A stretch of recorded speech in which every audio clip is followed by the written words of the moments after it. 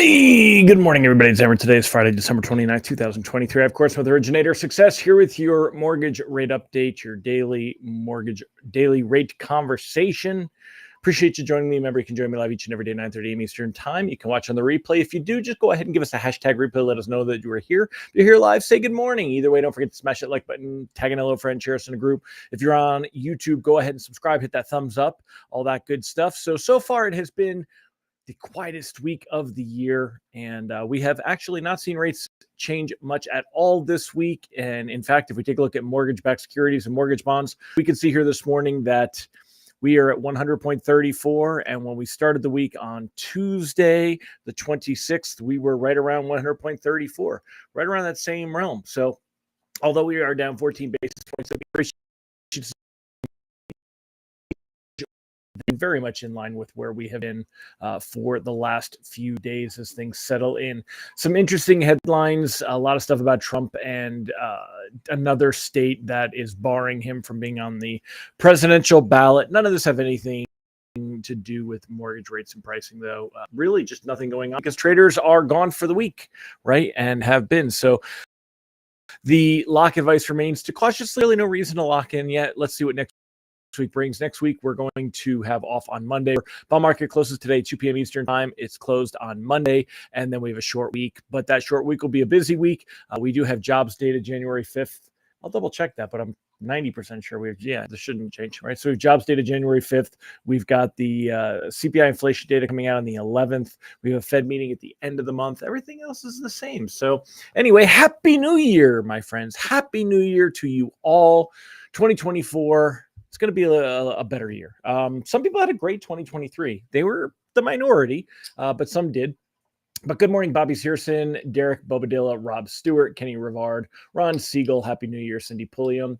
And, again, I am looking forward to 2024. I think we're going to see rates bounce around a little bit, for sure. Right now, there's a lot of talk. One thing I guess we should kind of talk about a little bit here. There is a lot of talk. Let's see if there we go, back to where it should be. I can get rid of this. I can get rid of this. I can put my pretty face up here. So there is a lot of talk right now about this current rally, losing its legs, especially when it comes to the stock market. But overall, really, I don't know, not too much to worry about here. Fed futures have not changed this week, and there's no reason for them to because nobody is trading, right? So we've got an 85% expectation. Things will stay the same in January. Very high, basically almost a 90% expectation that we're going to see a rate cut in March.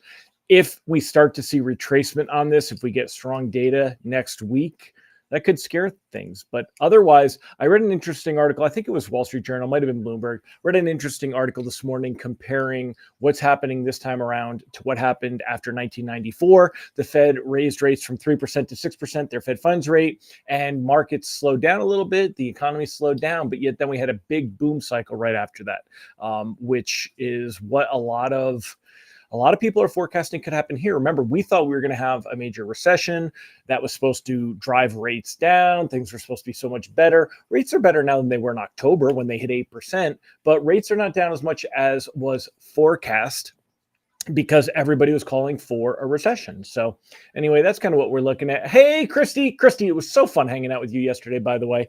Scott Mincer, good morning, my friend. Mike Tebow, great to see you as well.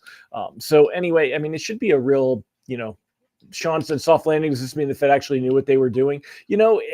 Everybody bags on the Fed, but they have dropped their balance sheet. They have, quantitative tightening. They raised rates. Now the question is, will they be able to cut rates at a quick enough pace before we actually hit the recession?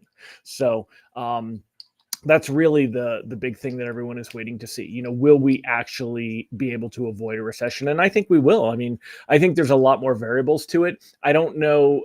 I'm not going to say, Sean, that the Fed didn't know what they were doing because they would get all the blame. They should get all the credit. It's kind of like being the quarterback on the football team.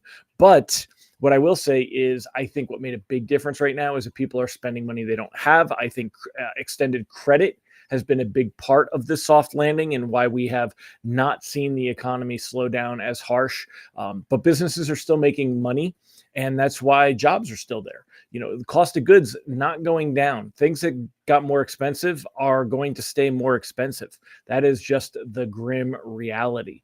And but inflation is dropping. And if you look at the PCE data, we would have been at 1.2% if you annualized the monthly PCE data, the core PCE inflation number, which is the Fed's favorite gauge of inflation, which puts it below 2%, which is, they're there.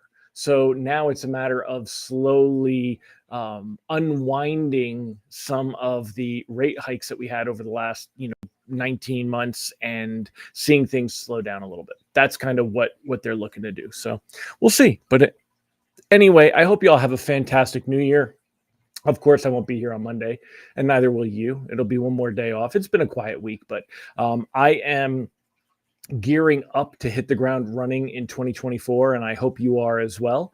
And I hope you've got a vision and a plan in place for how you're going to make 2024 successful. I think we're going to have a lot of opportunity. We're going to have some pitfalls and some landmines we've got to avoid. Again, commission clawbacks, EPOs. I think it's going to be a thing we've got to be worried about. We've got to be dealing with rates dropping. You got to get good with your scripting as far as getting those consumers off the fence when rates are coming down. Now, instead of waiting for rates to come down, we'll say, well, rates have come down and they're going to go, but I think rates are going to come down more, and they're going to want to wait, and we're going to have to, have some good stuff to keep them moving. Hopefully some people start selling some houses and we get some more inventory, and we'll see what happens. So anyway, my friends, have a fantastic, wonderful celebration this weekend, and I will see y'all on Tuesday. All right. Take care, everybody. I appreciate you. Look forward to seeing you on Tuesday. Bye-bye.